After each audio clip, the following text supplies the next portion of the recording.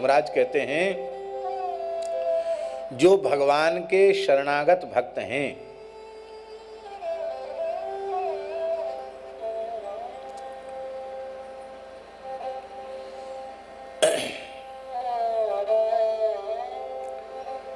उनकी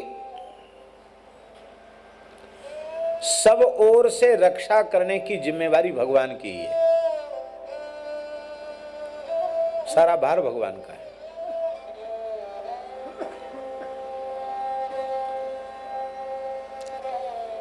वे भगवान के जो प्राण प्यारे भक्त हैं,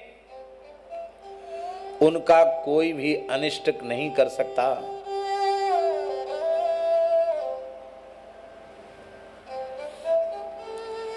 भगवान के भक्त जनों से, उनके शत्रुओं से, भक्त जनों को उनके शत्रुओं से भगवत पार्षद बचाते हैं, भगवान बचाते हैं। यमराज कहते मुझसे भी बचा लेते हैं, अग्नि से बचा लेते हैं, सारी विपत्तियों से बचा लेते हैं। और देखो, दुर्दर्श लिंगानि महाद्भुतानि, ये तुम बड़े भाग्यशाली हो जो उनके दर्शन हो गए। वो तो दुर्दर्श हैं, तुम्हारे जैसों को उनका दर्शन सुलभ नहीं था, पर ये तो तुम अपना सौभाग्य समझो कि तुमको उनका दर्शन हो गया। वे भगवान और वे भगवान के पार्षद अपने आश्रित जनों की रक्षन्ति तद्भक्ति मतः परेभ्यो मत्तश्च मर्त्यानथ सर्वतश्च, सब ओर से रक्षा करते हैं।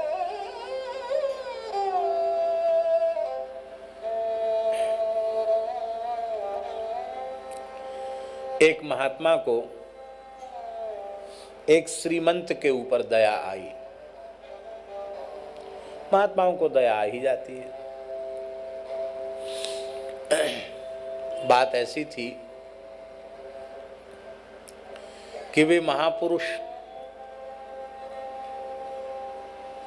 एक रात्रि उस श्रीमंत के यहां रुक गए।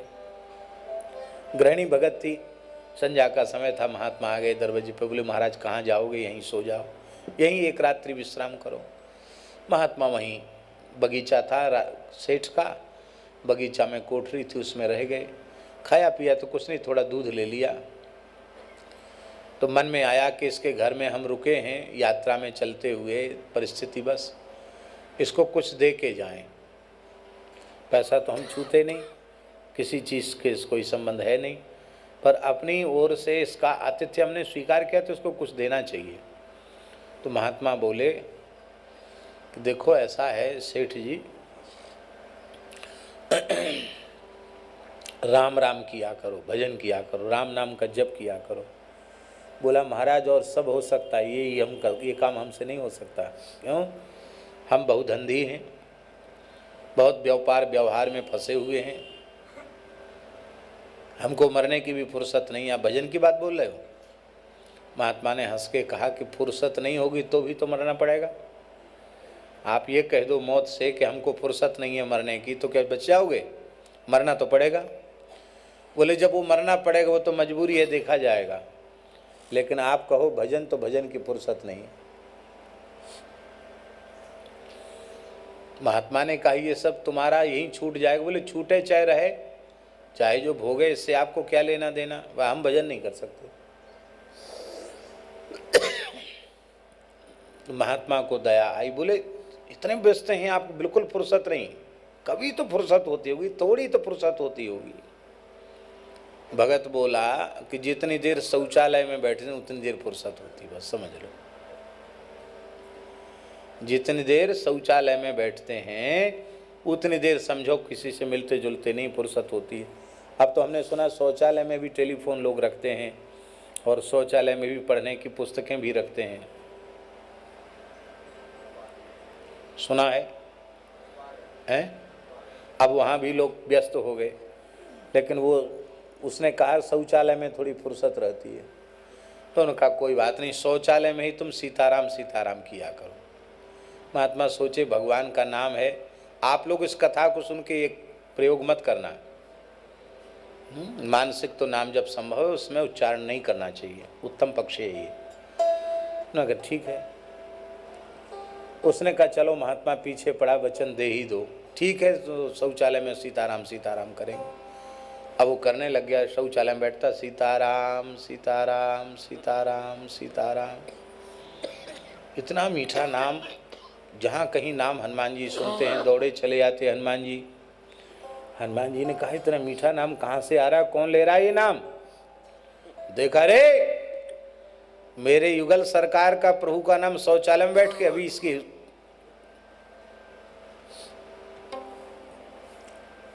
सजा इसको देता हूं। हनुमान जी ने एक लात लगाई। हनुमान जी तो लात लगा के चले आए। हनुमान जी की लात खा के कौन बच सकता है? पर नित्य साकेत में रघुनाथ जी हनुमान जी पधारे तो सरकार के श्रीअंग में सुगंधित तेल से मालिश करने लगे। तो जैसी पीठ छुआ तो ठाकुर जी कराहने लगे। अरे क्या हुआ? कहे बहुत भारी चोट है, सूजन हो गई है पीठ में हमारे, बहुत भारी। कैसे चोट लगी? अरे बोले कुछ मत देखो, छूना नहीं, दूर से देखो।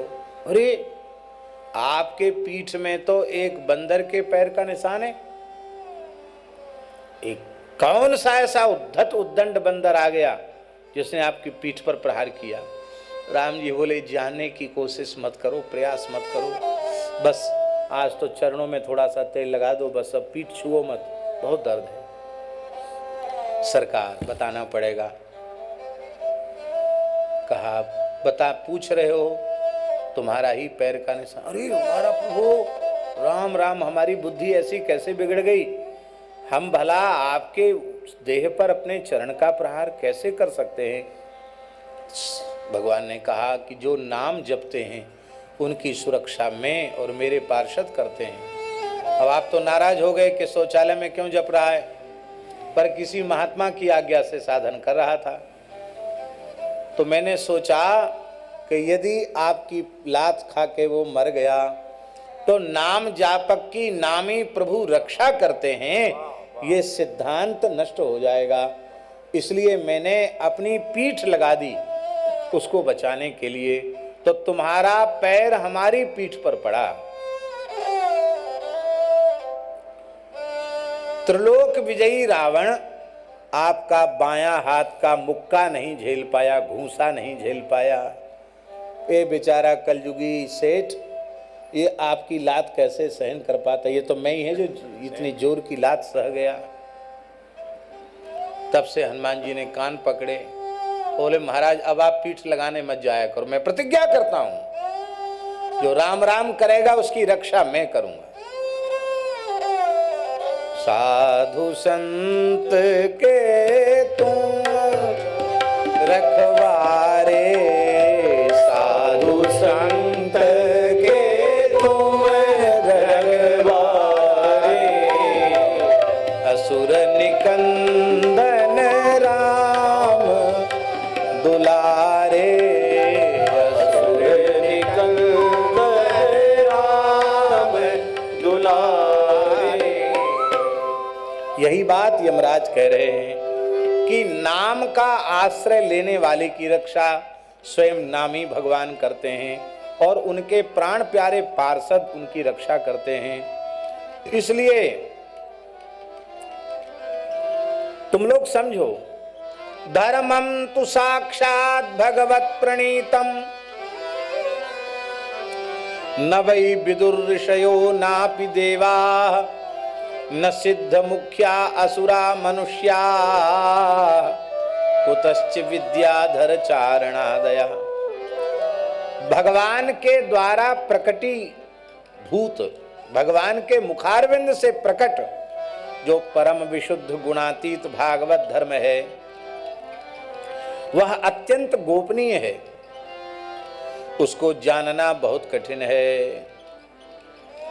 जो उसे जान लेता है भागवत धर्म को, उसे निश्चित भगवत स्वरूप की प्राप्ति हो जाती है।